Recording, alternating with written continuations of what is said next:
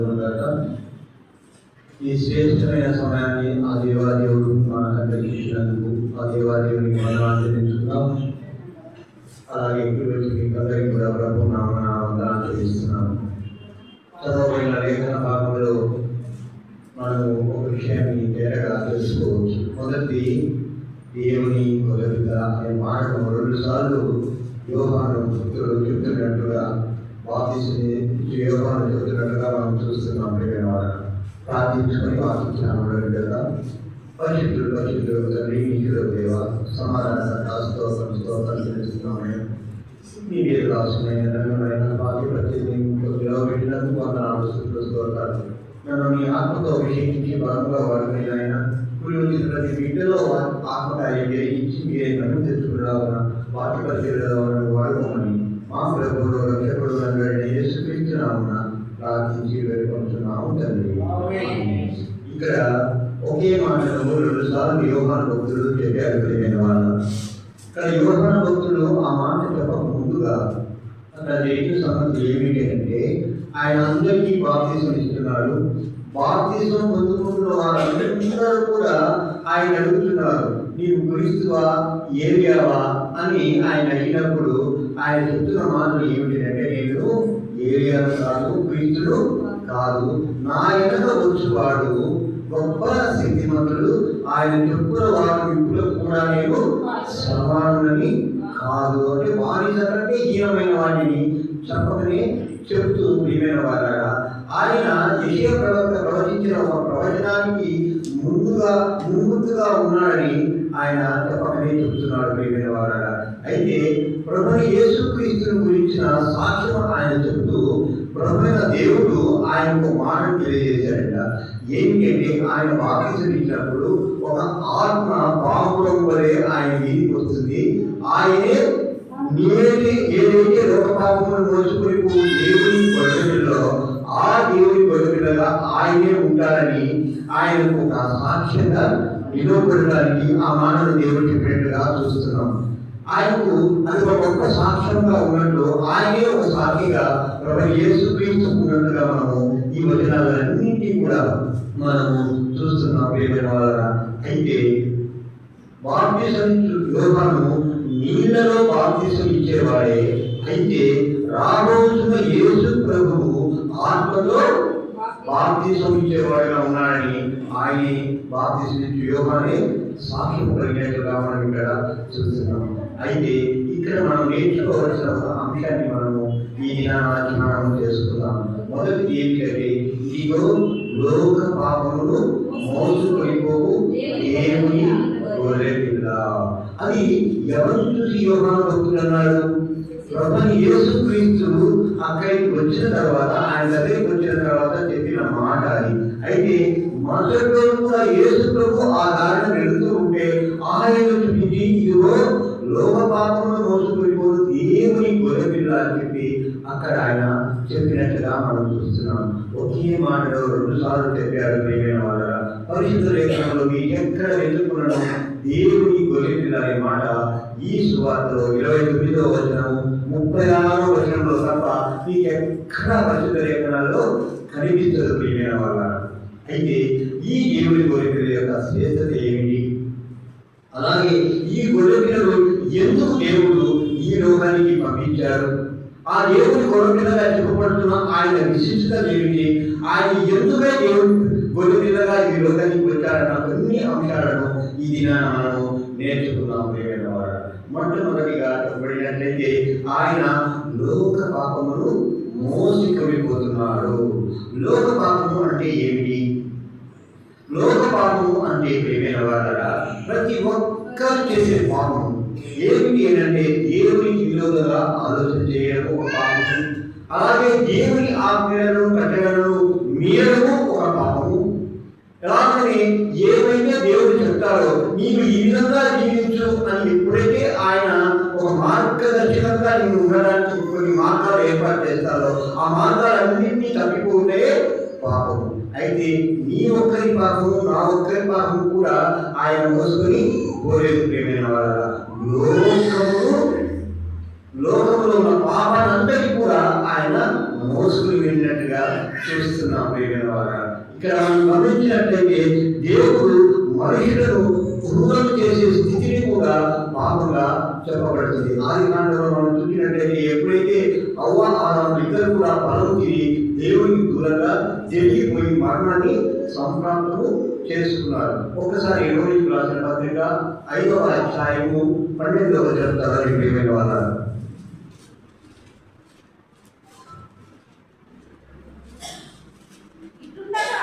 ఇట్లుండగా ఒక మనిషిని ద్వారా పాపమును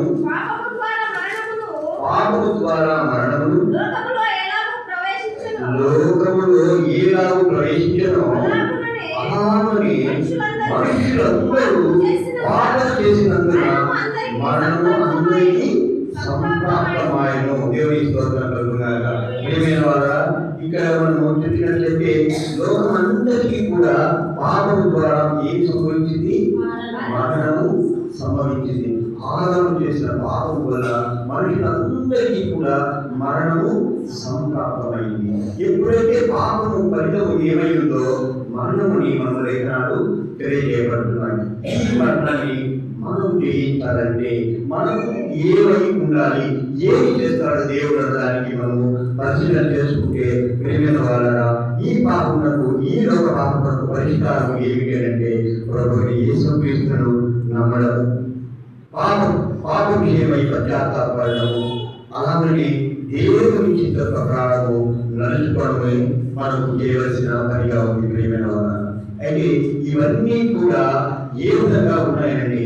యోహాను సువార్త 3వ అధ్యాయము 16వ వచనం 17వ వచనంలో ఎంతో శ్రేష్టమైన మాటలు.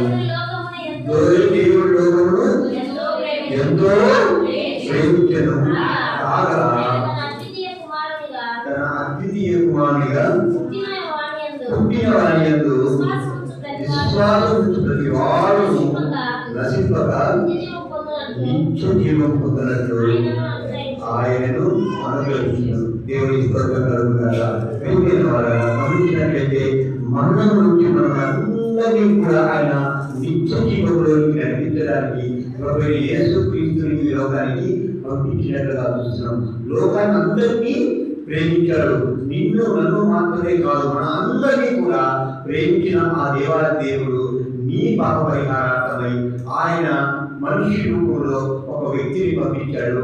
ఆయనే ఈ దేవుని గొర్రె పిల్లని మనము గ్రహించాలి. ప్రియమైన వాళ్ళ, అలాగే మనం చూసినట్లయితే యోహాను భక్తులు చెప్తున్న మాట ఏమిటి అంటే, ఈ దేవుని గొర్రె పిల్ల చాలా శ్రేష్టమైంది, ఆయన ఎంతో గొప్ప వ్యక్తి అని తెలియజేశాడు. ప్రియమైన వాళ్ళ, అలాగే మనం చూసినట్లయితే మనము ఆ దేవుని గొర్రె పిల్ల యొక్క రక్త ప్రోక్షణ ద్వారా పాప విమోచన, అలాగే పాపాల నుండి విడుదల ఆ రక్తము ఎక్కడి నుండి వస్తుంది?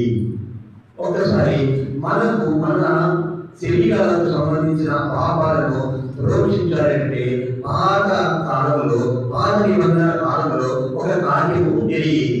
అది ఏమిటి అంటే ప్రియమైన వాళ్ళగా, ఒక గొర్రె పిల్లను లేదా మేక పిల్లను, ఒక ఏదైనా ఒక ప్రాణిని తీసుకుని వచ్చి మన కొరకు వరించేవారు.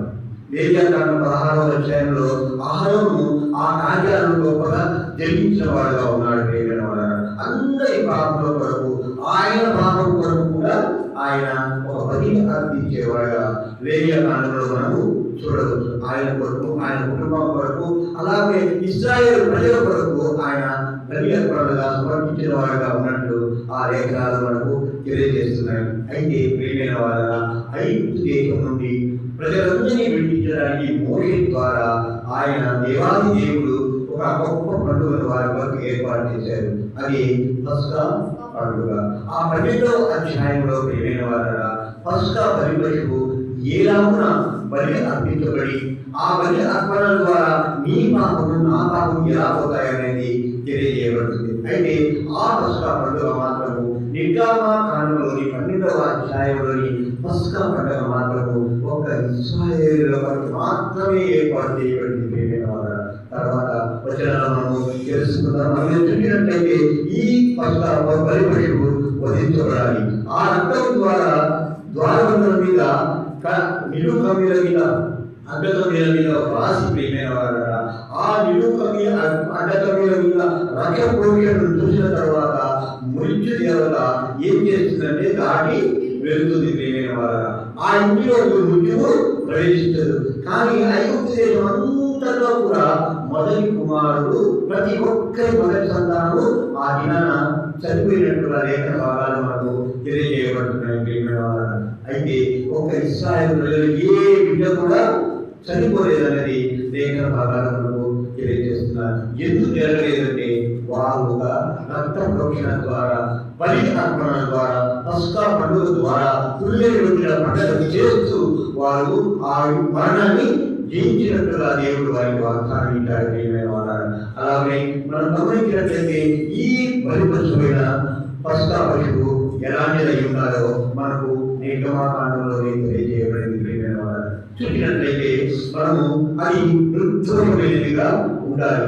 ఎటువంటి దోషము లేని ఒక జీవిగా అది ఉండాలి. అలాగే ఎముకలు దానిని విలువపడకూడదు. మూడవది చీకటిలో దానిని వధించాలి. అలాగే పస్కా పండుగ రోజులు మాత్రమే దాన్ని వధించాలి. ఈ పస్కా పండుగ 7 రోజుల పండుగ ఉంటుంది ప్రియమైన వారా. పులిని రొట్టెల పండుగగా కూడా ఈ పండుగను చెప్పడము జరుగుతుంది ప్రియమైన వారా. అయితే ఇక్కడ నిర్గమకాండం 12వ అధ్యాయంలో అన్ని చూసినట్లయితే ఇవన్నీ కూడా అక్కడ వివరించబడి ఉన్నాయి. అయితే ఈ పస్కా పశువు ఎవరు, ఏం చెప్తుంది, లేఖనాలు ఏం చెప్తున్నాయో ఒకసారి చూద్దాం. రోగికి రాసిన పత్రిక 8వ అధ్యాయము 3-4 వచనాలు.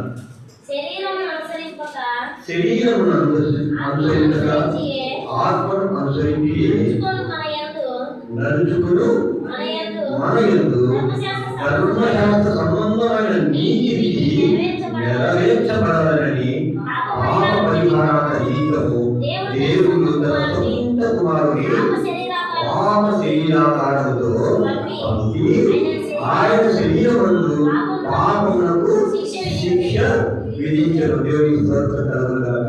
ఇక్కడ మనం గమనించినట్లయితే లోక పాపం అంతా కూడా దేవుడు ఇష్టపూర్వకంగా యేసు ప్రభు మీదికి వేసినట్టుగా, యేసు ప్రభు మీద ఉంచినట్టుగా మనం ఈ లేఖనాలు తెలియజేస్తున్నాయి ప్రియమైన వారా. అయితే లోక పాపమును మోసుకొని పోవు ఈ దేవునికి గొర్రెపిల్లగా ఆయన బలి తప్ప లోక పాపమును ఎప్పుడు పోవన్నది ఈ వచనం మనకు తెలియజేస్తుంది ప్రియమైన వారా.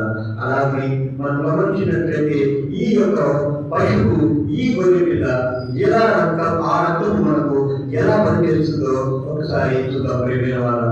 అది దోషము లేనిదిగా ఉంది. అది దోషము లేనిదని చెప్పి ప్రభు యేసు క్రీస్తును గురించిన 5 సాక్ష్యం ఇచ్చారు ప్రియమైన వారా. ఒకరు ఎవరు అంటే మనం చూసినట్లయితే లేఖన భాగాల్లో మొదటి వ్యక్తి ప్రియమైన వారా ఇస్కరియోతు యూదా. ఇస్కరియోతు యూదా ఏం చెప్తున్నాడు అంటే, పాపము నిర్దోషమైన రక్తం నేను అప్పగించి పాపం చేసి ఉన్నాను అని చెప్పి తాను వేసుకొని మరణించినట్టుగా లేఖన భాగాల్లో మనం చూస్తున్నాం ప్రియమైన వారా. ఇస్కరియోతు యూదా ఆయన అప్పగించక ముందు ఆయన నిర్దోషిని ఆయనకు తెలియదా? తెలుసు. అయినా కూడా ధనం కోసం ఆశపడి ఆయన అప్పగించారు. అయితే గొప్ప సాక్ష్యంగా చెబుతున్నాడు, నిర్దోష రక్తాన్ని నేను అప్పగించాను అంటే ప్రభు యేసు క్రీస్తు నిర్దోషమైన వాడు అని చెప్పి ఇస్కరియోతు సాక్ష్యం, మొదటి సాక్ష్యం ఇచ్చాడు.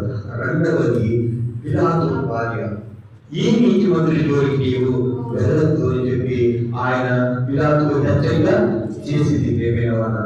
అలాగే ఆ విషయాన్ని తర్వాత తెలుసుకున్న పిలాతు, ఈయన యందు నేను ఏ దోషమును కనుగొనలేకపోతున్నాను, ఏ దోషము నాకు కనపడడం లేదు, నేను న్యాయం తీర్చేవాడినైనాను, శిక్షను విధించేవాడినైనాను కూడా ఏ శిక్ష విధికి సరిపోయే నేరం ఈయన దగ్గర లేదు అని చెప్పి పిలాతు సాక్ష్యం కలిగినట్టుగా మనము చూస్తున్నాం.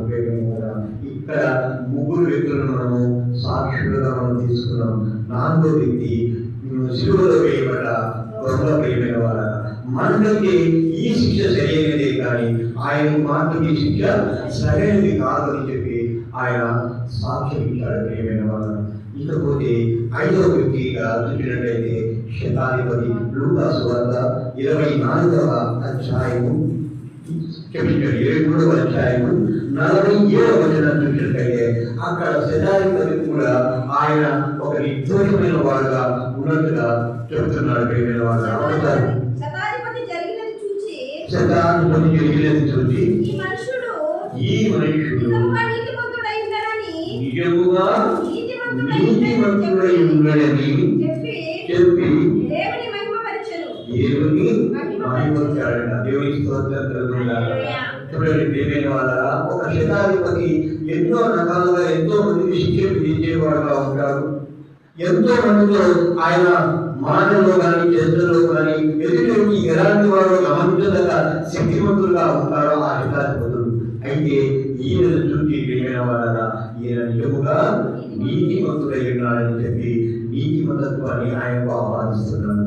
ఈ 5 మంది సాక్ష్యాలను బట్టి ఆ పస్కా గొర్రెపిల్ల ఆయన దేవాది దేవుడైన యేసు ప్రభువు ఏమై ఉన్నాడు?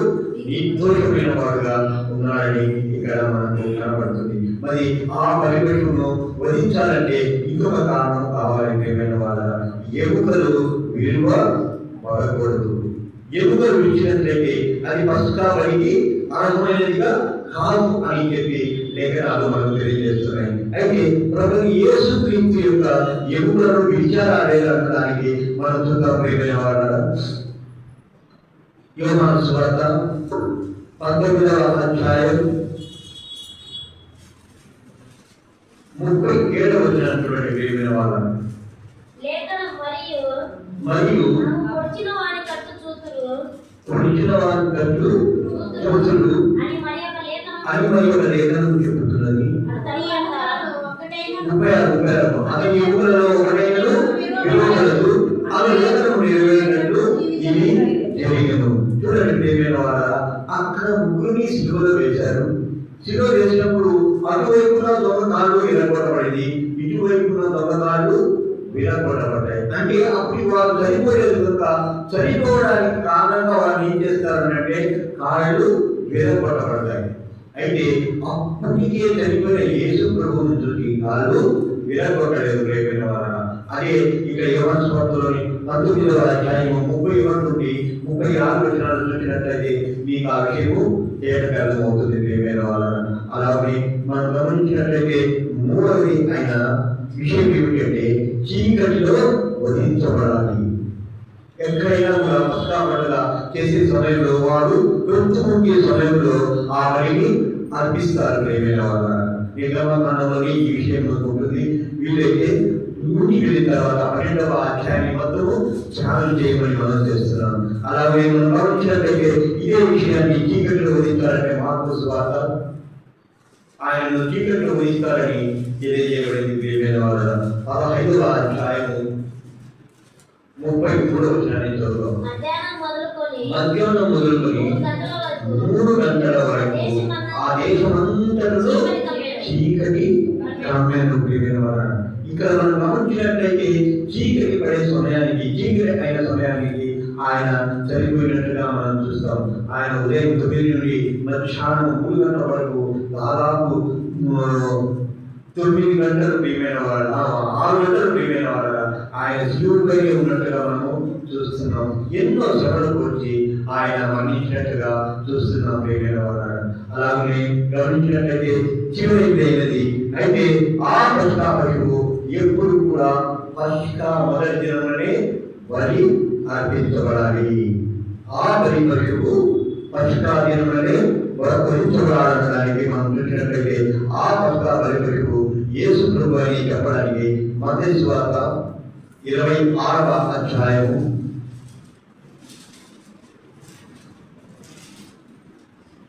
2వ వచనాన్ని చూద్దాం. 2 దినములైన పిమ్మట పస్కా పండగ వచ్చినయు అప్పుడు మనిషి కుమారుడు సిలువ వేయబడుటకై అప్పగింపబడినయు మీకు తెలియదని చెప్పారు. దేవుని స్తోత్రం కలుగుగాక. ప్రియమైన వారారా, ఎప్పుడైతే 2 దినముల తర్వాత పస్కా పండుగ వస్తుందో ఆ దినమున సిలువకు నేను అప్పగించబడతానని చెప్పి ప్రభు యేసు క్రీస్తే ఆయన పస్కా పండుగ రోజే మరణిస్తారని, ఆ పస్కా బలి వచనము నేనే అని చెప్పి చెబుతున్నారు ప్రియమైన వారు. అలాగే చూసినట్లయితే మార్కు సువార్త 14వ అధ్యాయం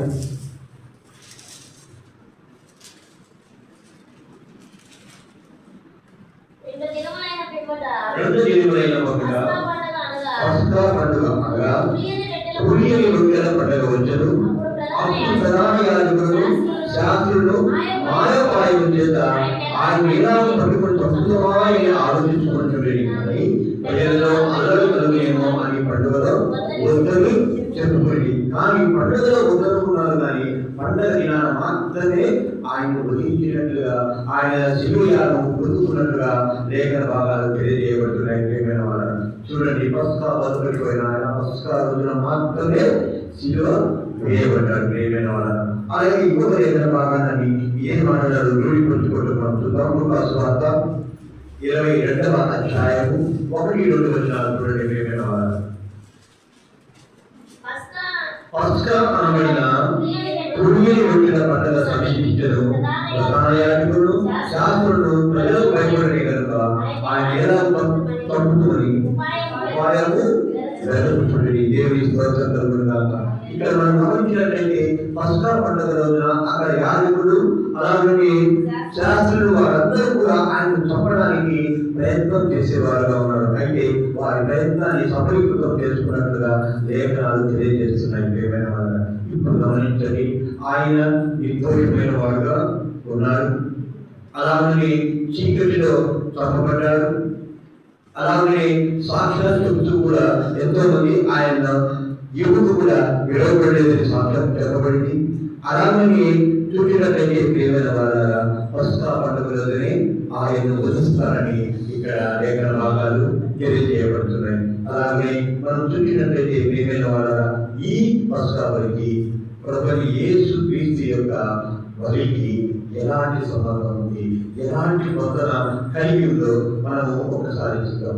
ప్రియమైన వారారా పస్కా బలిలో ఒక బలి పశువును వధించిన తర్వాత ఆ శరీరాన్ని వారందరూ కూడా వండుకొని తింటారు. ప్రియమైన వారు కుటుంబం అంతా కూడా వండుకొని తింటుంది. ఇంకా ఏదైనా మిగిలితే పక్క వారికి పంచుతారు. ప్రియమైన వారు అయితే ఇక్కడ ప్రభువైన యేసు క్రీస్తు యొక్క శరీరాన్ని రొట్టె సాదృశ్యంగా చెప్పుకొని మనము ప్రతి వారం భోజనము చేస్తూ ఉన్నాం. అవునా? ఆయన చెప్తున్నాడు కదా, మేడగదిలో అందరి శిక్షణ భాగాలు తగిన తర్వాత చెప్పిన మాట ఏమిటంటే ప్రియమైన వారా ఇది నా శరీరము మీ కొరకు ఏర్పాటు చేసింది, దీన్ని తీసుకునే సమయంలో నన్ను జ్ఞాపకం చేసుకుని అని చెప్పారు. అలాగే రక్తం విషయంలో అది కొత్త నిబంధనగా చెప్పబడింది. ప్రియమైన వారా ఆ రక్తము ప్రజలందరి కొరకు ఏర్పాటు చేయబడిన పాప విమోచన రక్తము, ప్రయోజనంగా ఏర్పాటు చేయబడిన ఆ రక్తము ప్రియమైన వారా నిన్ను నన్ను విమోచించేదని చెప్పి అది కొత్త నిబంధనగా ఉంటుందని దేవుడే మనకు తెలియజేశారు. ప్రియమైన వారా ఇలాగే ఆ రక్తాన్ని ఏం చేస్తారంటే ప్రియమైన వారా పస్కా బలి యొక్క రక్తాన్ని ఎక్కడైతే ఆ యాజకులు తీసుకొని పరిశుద్ధ స్థలంలోకి తీసుకెళ్ళి వెళ్ళి అక్కడ ప్రోక్షించి నీ పాపాలని చెల్లిపోయినైపో అని చెప్పి పంపిస్తారు. ప్రియమైన వారు ఎక్కడైతే మనం ఆత్మ పరిశీలన చేసుకొని ఆ రక్తాన్ని మాంసమైన రొట్టెను మనము శరీరమైన రొట్టెను మనము స్వీకరిస్తాం. ప్రియమైన వారు గమనించండి, ఇక్కడ కుటుంబం అంతా స్వీకరిస్తుంది. ఇక్కడైతే నీ ఒక్కదానివే స్వీకరిస్తావు.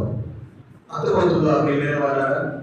ఎప్పుడైతే పస్కా బలిపశు వధిస్తారో ఆహారంతా కూడా కుటుంబం అంతా తింటుంది. ఇక్కడ దేవాది దేవుడు ఇచ్చే రొట్టె ద్రాక్ష రసము అనబడే ఆయన శరీరము రక్తము ఎవరు స్వీకరిస్తారు? మనము ఒక్కరు మాత్రమే స్వీకరిస్తాం. మన కుటుంబం అందరికీ కూడా తీసుకుని వెళ్ళి స్వీకరించడానికి మనం ప్రయత్నం చేయాలన్నది దేవుని కోరిక ఉంది. ప్రియమైన వారు అలాగే చూసినట్లయితే ఇక్కడ ఒక పస్కా బలిపశువును వధించినప్పుడు ఆ పస్కా బలిపశువు యొక్క ఆలోచన ఏం చేస్తారంటే యాజకులంతా కూడా అది భౌతికమైన రక్షణగా లేదా భౌతికమైన విమోచనగా చెప్పబడుతుంది. ప్రియమైన వారు అయితే ప్రభువైన యేసుక్రీస్తు నీ కొరకు నా కొరకు మరణించాలని మనం విశ్వసించడం ద్వారా మనం తిరిగే ఆత్మకార్యం ఏమిటంటే మన ఆత్మీయ విమోచన కలుగుతుందని చెప్పి ఇక్కడ లేఖనాలు మనకు తెలియజేస్తున్నాయి. గమనించండి, అక్కడైతే పసుగా బలపడి ఉంటున్నప్పుడు అది భౌతిక విమోచనగా కనబడుతుంది. ఇక్కడ యేసు ప్రభు యొక్క శిలువ మరణాన్ని మనం చూసినట్లయితే ఆత్మీయ విమోచనగా మనం తెలుసుకుంటున్నాం. ప్రియమైన వాళ్ళ అలాగే మనం చూసినట్లయితే ఆ పసుగా బలిపశువును సంవత్సరానికి ఒకసారి మాత్రమే వధిస్తారు. ప్రియమైన వాళ్ళ కానీ ఇక్కడ ప్రభు యేసు క్రీస్తు నీ కొరకు నాకు మరణించి ఆయన ఇచ్చిన వాగ్దానం ప్రకారం, ఆయన ఇచ్చిన మనకు పద్ధతి ప్రకారం ప్రియమైన వారు ప్రతి వారం మనం బలారాధనలో పాల్గొంటూ ఉంటున్నాం. ఈ బలారాధన విశిష్టమైనది ఏమిటి అంటే ప్రియమైన వారు మనం ప్రతి ఒక్కరూ కూడా మనం పరిశీలన చేసుకుని ఆత్మ పరిశీలన చేసుకున్న తర్వాతనే బలారాధనలో పాల్గొంటున్నాం అన్నది దేవుని వచనము తెలియజేస్తుంది. ప్రియమైన వారు అలాగే గమనించినట్లయితే ఈ పస్కా బలి అనేది ఒక నీడ మాత్రమే, ఒక ఛాయా మాత్రంగా ఉన్నదని చెప్పి లేఖనాలు తెలియజేస్తున్నాయి. అయితే క్రీస్తులో అది నిజ స్వరూపంగా కనబడుతుంది. ప్రియమైన వాళ్ళు ఎలా ఉంటుందంటే మనకు నీడ ఎటువైపు ఎండ ఉంటుందో దానికి ఆపోజిట్ గా నీడ పడుతూ ఉంటుంది. అయితే సూర్యుడు మన నడినెత్తికి వచ్చినప్పుడు మన నీడ ఎక్కడ ఉంటుంది? మన పాదాల కింద ఉంటుంది. కానీ మన శరీరము నీ వెలుగు ఎటువైపు వచ్చినా కూడా నీ ఆపోజిట్ లో నీకు నీడ ఉన్నా కూడా మన శరీరం మాత్రము నిజ స్వరూపంగానే ఉంటుంది. ప్రియమైన వాళ్ళ ఏ వైపు నుంచి చూసినా కూడా మనము కనబడతలే ఉంటాము. అలాగనే ప్రభు యేసు క్రీస్తు యొక్క బలి కూడా నిజ స్వరూపమై ఉన్నదని చెప్పి లేఖనాలు మనకు తెలియజేస్తూ ఉన్నాయి. ప్రియమైన వాళ్ళ అలాగే మనం గమనించినట్లయితే ఈ పస్కా బలి ఒక ఇశ్రాయేలు ప్రజలకు మాత్రమే ఏర్పాటు చేయబడింది. ప్రియమైన వాళ్ళ ఎవరైతే ఆ ఇశ్రాయేలు ప్రజలు 5 దేశం నుండి మోషే ద్వారా వెళ్లిపడి వారందరినీ కూడా తొలిపడి రావడానికి ముందుగా వారు ఆచరించవలసిన మొట్టమొదటి పండుగ ఏమిటి అంటే పస్కా బలి. పస్కా పండుగ ద్వారా ఆచరించిన తర్వాత మాత్రమే విడుదలకు విమోచనకు మార్గం ఏర్పడింది. ప్రియమైన వాళ్ళ అలాగే ఇక్కడ మనం గమనించినట్లయితే మనము క్రీస్తును ఆరాధించే పండుగగా మనకు ఇక్కడ ఉంది. ఆయన శిలువ మరణాన్ని మనం అందరం కూడా ఏం చేస్తున్నాము? ఒక ఆరాధనగా గొప్ప పండుగగా చేస్తూ ఉంటున్నాము. రేపు దినమున మనకు పండుగ ఉందా చెప్పాలి. ప్రియమైన వారా రేపు సోమవారం కదా, పండుగ మనకు ఉంటుందా? ఉండదా? ఉండదు. ఒక ఆదివారం వస్తే మాత్రం మనందరికీ గొప్ప పండగ ఉంటుంది. ఏమిటంటే కలుగుకుంటాం, పిల్లలు రెడీ చేస్తాం, వాళ్ళు సండే స్కూల్ పంపుతాం, మనం కూడా మందిరానికి వస్తాం. అయితే ప్రియమైన వారు క్రీస్తులో ప్రతిరోజు కూడా మనకు పండగే.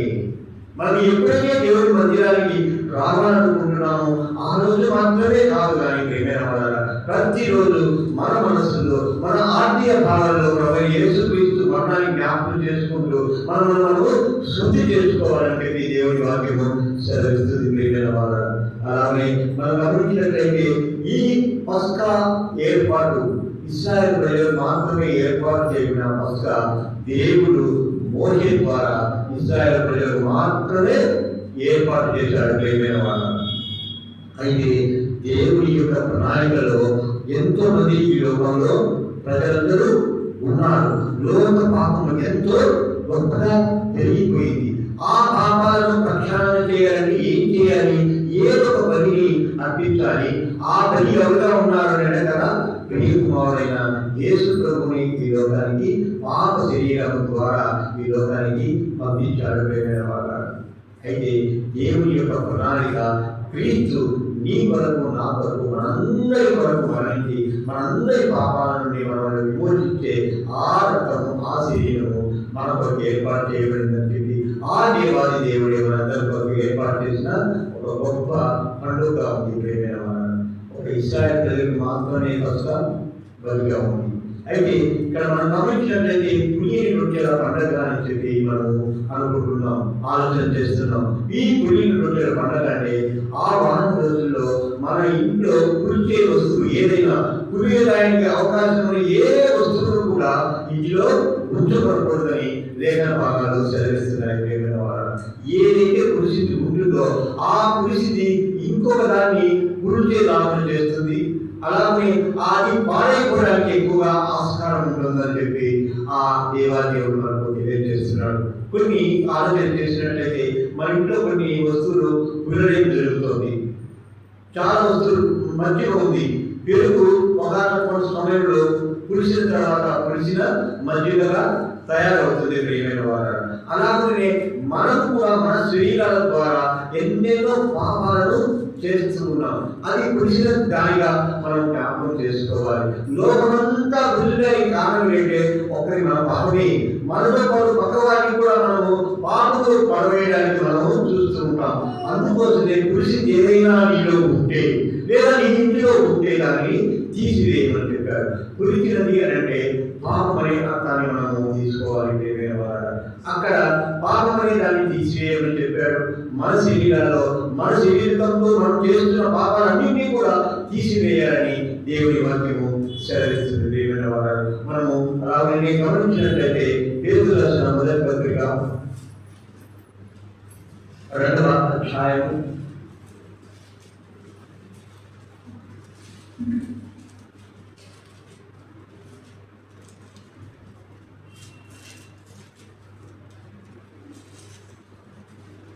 22 నుండి 25 వచనాలను చదువుతున్నాం.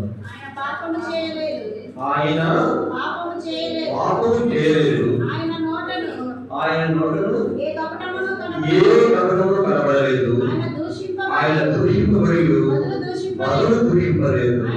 ఆయన శ్రమ పెట్టబడి ఎదిరింపక న్యాయముగా తీర్పు తీర్చి దేవునికి తనను తాను మరి అప్పగించుకున్నాడు. ఒకరికి ఇక్కడ మనం గమనించినట్లయితే ఆయన బలి ఎవరికి అర్పించాలి? పట్టుగా పలుకడుకు యాజకుడి ద్వారా ఎవరికి అర్పించబడుతుంది?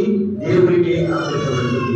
ఇక్కడ ప్రభువైన యేసు క్రీస్తు నిర్దోషమైన వారిగా పాపరహితుడుగా ఉన్నప్పుడు ఆయనను ఎవరు తను తానుగా ఏం చేసుకున్నాడు? దేవుడికి అప్పగించుకున్నాడు. ప్రియమైన వారు అలాగే 24వ వచనం చూద్దాం.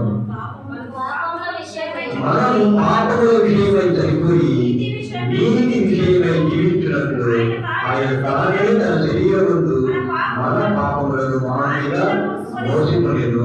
ఆయన పొందిన గాయముల చేత మీరు స్వస్థత పొందిరి. చూడండి ప్రియమైన వాళ్ళ ఎంత శ్రేష్టమైన మాటలను ఆయన దేవాదేవుడు తెలియజేస్తున్నాడు. ఒక మానుగా, ఒక శిలువ మానుగా ఆయన నీ పాపాలన్నింటినీ కూడా తాను భుజాలపై వేసుకొని శిలువ మరణం పొందినట్లుగా మనం చూస్తున్నాం.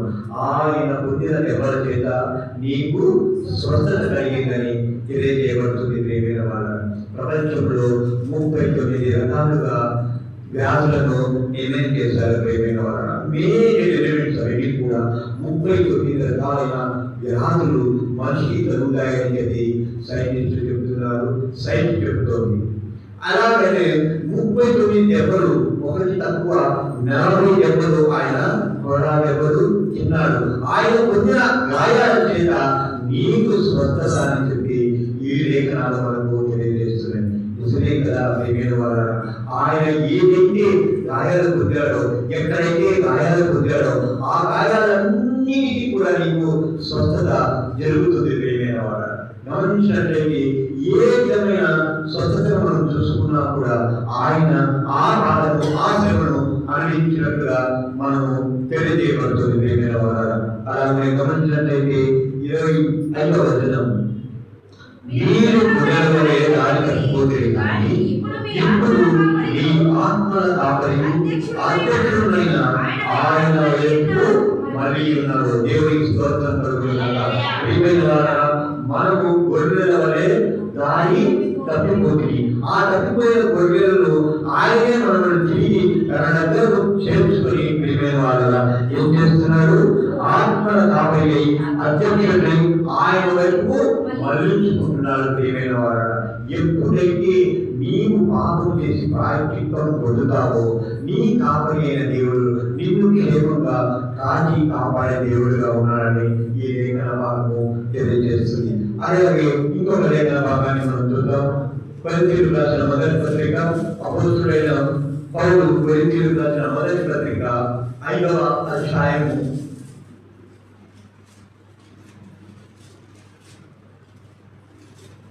7-8 వచనాలు చూద్దాం. మీరు పులిపిండి లేని బుద్ధి లేని వాడు కనుక కొత్త ముద్ద అవుటకై ఆ పాతదైన పులిపిని తీసి పారవేయుడి. అంతేకాక క్రీస్తు అను మన పశువు వధింపబడెను కనుక పాతదైన పులిపునితోనైనను దుర్మార్గదైన దుష్టత్వమునకు పులిపినితోనైనను కాకుండా నిష్కాపట్యమును సత్యములను పులియని రొట్టెతో పండుగ ఆచరించుము. దేవుని స్తోత్రం కలుగుగాక.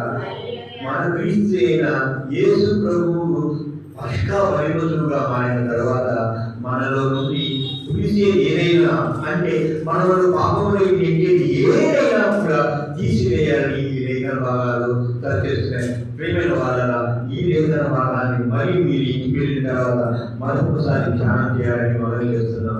ఏమిటి అంటే ప్రియమైన వాళ్ళ ఇందులో చాలా గొప్ప విషయాలు దేవాదేవుడు మనకు భయపరుస్తారని నేను ఆశపడుతున్నాను. ప్రియమైన వాళ్ళ నిష్కాపట్యములు సత్యములకు పులియని రొట్టెతో పండుగ ఆచరిస్తాము.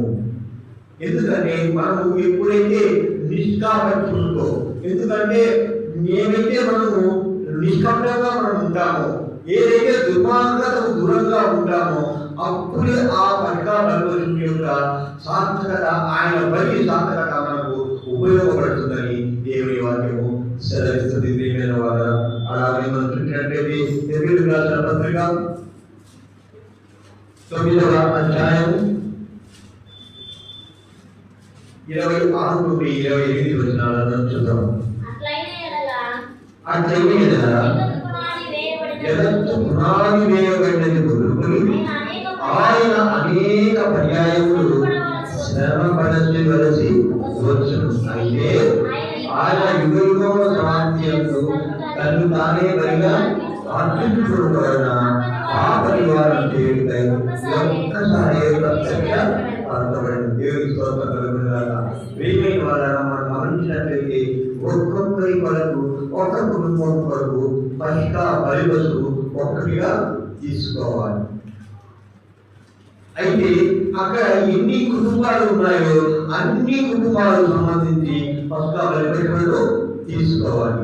అయితే ప్రజలు యేసుక్రీస్తు చెబుతున్న మాట లేదంటే ఆయన పస్కా బలిపశువుగా ఆచరించే విషయంలో ఒక్క బలి మాత్రమే జరిగింది. ఆయనే గొప్ప బలిగా తను తానుగా అర్పించుకున్న వాడుగా ఉన్నాడు. ప్రియమైన వాడు ఇక్కడ మనం మరొకసారి వచ్చిన చూసినట్లయితే మనుషుడు ఒక్కసారి మృతి పొందవాలని తీర్పు ఆ తీర్పు జరుగుడు ఆ తర్వాత తీర్పు జరుగుడు. ప్రియమైన వాళ్ళ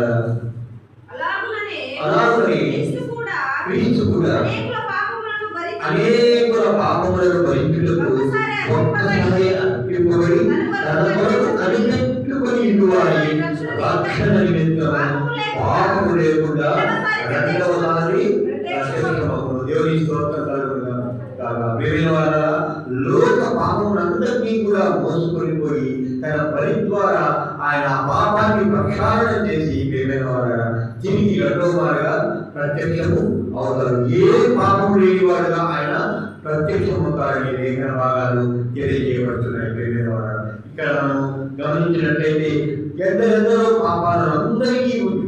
పాపాలు విధించుకుంటూ పోతే ప్రియమైన వారు ఈ లోకంలో ఏ గొడవ మీద మిగలదు. అందుకొరికి ఆ గొప్పదైన పస్కా బలిపశువు నిర్దోషమైన ఆ గొప్ప బలిపశువు నీ కొరకు నా కొరకు శిలువపై మరణించిందని మనము గమనించాలి. ప్రియమైన వారు చివరిగా ఒక వచనాన్ని చదువుకుందాం. పేతురు రాసిన మొదటి పత్రిక 1వ అధ్యాయం 18-19 వచనాలను చూద్దాం. ప్రియమైన వారు పితృపారంపర్యమైన మీ వ్యర్థ ప్రవర్తనను విడిచిపెట్టినట్లుగా వెండి బంగారముల వంటి క్షయ వస్తువుల చేత మీరు విమోచింపబడలేదు అని అమూల్యమైన రక్తం చేత అనగా నిష్కోషమును నిష్కలంకమునకు గొడ్డపిల్ల వంటి క్రీస్తు రక్తం చేత విమోచింపబడిందని మీరు ఎరుగుదురు కదా. దేవుని స్తోత్రం కలుగునుగాక. ఇక్కడ మనం గమనించినట్లయితే పితృపారంపర్యమైన మీ వ్యర్థ ప్రవర్తనను విడిచిపెట్టినట్లుగా ఇక్కడ ఆలోచన చేసినట్లయితే ఉన్నామో ఆ పాపం కోసము చాలా మన మిత్రులైన వారందరూ ఎంతో మంది ఎన్నో రకాలుగా బలులను అర్పిస్తూ ఉంటారు. ప్రియమైన వాళ్ళ అటువంటి వ్యర్థమైన ఆచారాలను మనం పాటించుకుంటున్నట్టుగా అలాగని మనకు వెండి బంగారం ఉన్నటువంటి క్షయ వస్తువుల చేత మీరు విమోచింపబడలేదు. ఎవరికైనా మనం బంగారు కానీ వెండి కానీ ఇస్తే మన పాపాలను క్షమించబడతాయా? మనము విమోచింపబడతామా? కానీ ఇక్కడ ప్రభువైన యేసుక్రీస్తు గొర్రెల పల్లె వంటి నిష్కలంకమైన రక్తము మనల్ని విమోచించేదిగా ఉందని చెప్పి దేవుని వాక్యము సెలవిస్తుంది. ప్రియమైన వారా, నిర్దోషములు నిష్కలంకములకు గొర్రె పిల్ల వంటి క్రీస్తు రక్తం చేత విమోచింపబడితని మీరు ఎదుగుదరా. ఇక్కడ బాప్తిజం పొందిన వారందరూ కూడా ఆలోచన చేసి వీడియో ఏమిటంటే అల్లాహలో పాల్గొంటున్న సమయంలో మనము విమోచింపబడ్డామని ఎన్నడైనా అనుకున్నారా? ఎన్నడైనా ఆలోచన చేశారా? ఆత్మ పరిశీలన చేసే సమయంలో నీ కొరకు నా కొరకు ఆయన శిలువ మరణం పొంది రక్తాన్ని కాచాడు. చివరి రక్తం కొట్టు వరకు ఆయన భూమిపై కాచాడన్నది ఎన్నడైనా మనము ఆలోచన చేశామా? ప్రియమైన వారు చూడండి, ఆ గొర్రె పిల్ల రక్తము నీ కొరకు నా కొరకు శిలువ మరణం పొంది ఈ లోకంలో ఆయన శరీరాన్ని అలాగే రక్తాన్ని నీ కొరకు నా కొరకు సాదృశ్యంగా ఉంచిపోయింది. ప్రియమైన వారు కానీ మనం ఎంతో మంది ఏం చేస్తున్నాము అంటే ఏముంది మామూలే కదా, ప్రతిరోజు మనము ఆదివారం అయితే చర్చికి వెళ్దాం, లేదంటే ప్రతిరోజు మన ఇంట్లో ప్రార్థన చేసుకొని మన ప్రార్థనలో మనం గడుపుతామే అని ఆలోచన చేస్తూ ఉంటారు. ప్రియమైన వారు అయితే ప్రతి విషయంలో ఆయన శిలువ మరణము నీ హృదయంలో ఉండాలి. అదొక కట్టడిగా నీవు నిర్మాణము చేసుకోవాలి. ప్రియమైన వారు ఇశ్రాయేలు ప్రజలకు ఆ పశుకాబలి ఒక కట్టడిగా ఉంది. తరతరములు వారు ఆచరించేదిగా ఉంది. వారు మరణించేంత వరకు కూడా లేదా వారి తరాలు అంతరించేంత వరకు కూడా వారు ఆ నిత్య కట్టడ చేయవలసి ఉంది. ప్రియమైన వారు మరి క్రైస్తవమైన మనము ప్రభువైన యేసుక్రీస్తును విశ్వసించే మనము ఆయన నీ కొరకు నా కొరకు మరణించే అని విశ్వసించే మనమందరం కూడా మన పండుగ ఏమిటి? ఆదివారం రావడం మాత్రమేనా?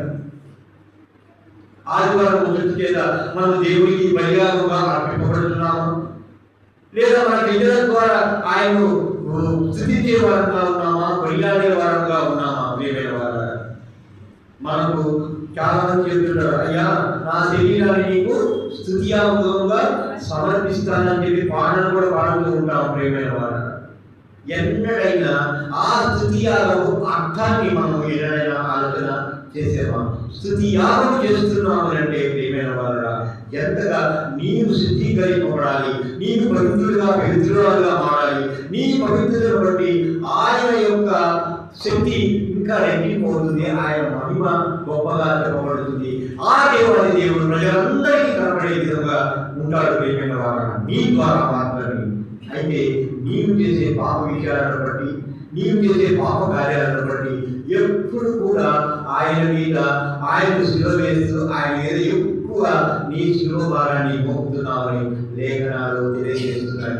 ఎప్పుడైతే మన పాపముల నుండి మనం దూరం అవుతామో ఆయన కూడా నిన్ను తన దగ్గరకు తీసుకొని ఎప్పుడు నిత్యం ఇచ్చేవాడుగా ఉన్నాడని దేవుడి వాక్యము సెలవిస్తుంది. ప్రియమైన వారు అయితే రాబో కాలంలో ఇంకొక శ్రేష్టమైన దేవుని గొర్రెపిల్లను పరిచయం చేయాలని నేను ఆశపడుతున్నాను. సమయము ఆ దేవాదేవుడు మనకిస్తే ఆ దేవుని గొర్రెపిల్ల యొక్క గొప్ప శ్రేష్టతలు ఏమిటి, లేఖనాలు మనకి ఏమి చెప్తున్నాయి, ఆ దేవుని గొర్రెపిల్ల ప్రభువైన యేసుక్రీస్తు దేవుడిచ్చిన శ్రేష్టతను మనము వచ్చే కాలంలో తెలుసుకున్నాం. ప్రియమైన వారు అయితే ఇప్పుడు మనం ఆలోచన చేయాల్సింది ఏమిటంటే పాపంగా పడిపోయిన ప్రభువైన యేసుక్రీస్తు కొరకు మన పాపాలను మనము ఒప్పుకొని ప్రాయశ్చిత్తము చేస్తున్నామా? మనము నలగొట్టుకుంటున్నామా? మనము ఆలోచన చేసుకుంటూ ఆత్మవిమర్శ చేసుకుంటున్నామా? ఆత్మవిమర్శ ద్వారా తిరిగి ఆలోచన చేయకుండా మన జీవితంలో మనం ముందుకు సాగుతున్నామా? ఆలోచన చేయండి. మనమందరూ కూడా పాపములు చేసి దేవుళ్ళకు లభించి మహిమను పొందలేకపోతున్నాం. ఆ పాపము ద్వారా దేవునికి సంబంధించిన ఏ విషయంలో కూడా మనం ముందుకు సాగలేకపోతున్నాం. మోషే ఒక కీర్తన 91 కీర్తన రాశాడు. తరతరములకు నీవే మా దేవుడులకు అని చెప్పబడుతుంది. కానీ మనమైతే ఏం చెప్తున్నామని అంటే మన పిల్లల పేర్లు కూడా వేరుగా పెడుతున్నాం. కొత్త పేర్లు మన పిల్లలకి కావలసి వచ్చింది. రకరకాలైన పేర్లు. ఆ పేర్లను చూస్తే మన జీవితంలో ఎప్పుడు కూడా ఎక్కడ కూడా విని ఉన్నాం. ఒక చోట ఒక పేరు విన్నాను ప్రియమైన వారు. అయితే ఆ పేరు అర్థం చూస్తే నాకు కొంచెం తేడా కనిపించింది. గూగుల్లో సెర్చ్ చేశాను. ఆ పేరు మాత్రం కొంచెం తేడా కనిపించింది. క్రైస్తవులమైన మనము ఆ పేరు పెట్టుకోవడానికి అనుకునేనా? బైబిల్లో ఏ పేరు మనకు లేవా? ఉన్నాయా లేవా? ఉన్నాయి కదా. ఉన్నప్పుడు మనం ఎందుకు పెట్టుకోలేకపోతున్నాము? మనము మన క్రీస్తుని ఎలా కనపరచగలుగుతున్నాం? ఆ క్రీస్తు యొక్క ప్రేమను మనం ఎలా తెలియజేయగలుగుతున్నాం? ఆ యొక్క బలియాగాన్ని మనం ఎలా ప్రజలకు తెలియజేయగలుగుతున్నాం? పేరు పెట్టుకోవడం ద్వారా కాకుండా ప్రియమైన వారా మన ప్రవర్తన ద్వారా మాత్రమే మనము వాటిని కూడా కనబరచగలుగుతామని దేవుని వాక్యము సెలవిస్తుంది. మన జీవితాల్లో మనము పాపము లేని వారిగా ఉండాలి. ఎప్పుడు రోజు పాపాలు చేస్తుంటాం. దినదినము పాపాలు చేసి దినదినము మనం యాగాలు సమర్పిస్తుంటే సరిపోతుందా? బలి యాగాలను అర్పిస్తే సరిపోతుందా? ప్రియమైన వారా దేవాదేవుడు చెప్తున్నాడు కదా, నీవే ఆయన ఇల్లుగా ఉన్నాడు. నీ హృదయమే ఆయన ఆలయంగా చెప్పబడుతుంది. మరి అటువంటి శ్రేష్ఠత దేవుడు నీకు ఇచ్చినప్పుడు నీవు ఎలా ఉండాలి, నీ ప్రవర్తన ఈ లోకంలో ఎలా ఉండాలన్నది నీకు నీవే సరి చేసుకుని ముందుకు నడవాలని మరొకసారి మనం చేస్తూ మరొకసారి ప్రభువు యేసుక్రీస్తు యొక్క శిలువ మరణాన్ని నిత్యం ధ్యానం చేయాలని మనం చేస్తూ ముగిస్తున్నాం. దేవుని స్తోత్రకరుడుగా ప్రార్థించుకున్నాము. పరిశుద్ధుడు తండ్రి, నిత్యుడు దేవ, సమాధానకర్త, స్తోత్రం తెలియజేసుకుంటున్నాం తండ్రి. తండ్రి దేవా, బలిపశువులైనా నీవు మా కొరకు మా అందరి కొరకునైనా శిలువలో ఉంటుంది మమ్మల్ని రక్షించి విమోచించడం అపవాది చేసి తత్వాలను మమ్మల్ని దూరపరచకు మీరు చిందించిన రక్తం మీరు వదిలిన శరీరమైనా మీరు స్వీకరించడం మా ఆత్మను సరి చేసుకునే వారిగా మేము సహాయం చేయండి. ఆత్మ పరిశీలన ద్వారానైనా మేము ఈ యొక్క శిలువమరణాన్ని జ్ఞాపకం చేసుకుంటున్నాయినా మా జీవితాల్లో మీ గొప్ప పర్యాగాన్ని మేము నిత్యము స్మరించే వారిగా సహాయం చేసి చూసుకొని మా ప్రభువులో ఎప్పుడు నజరేయుడైన యేసుక్రీస్తు నామమున ప్రార్థించి వేడుకొనుచున్నాము తండ్రి. ఆమేన్.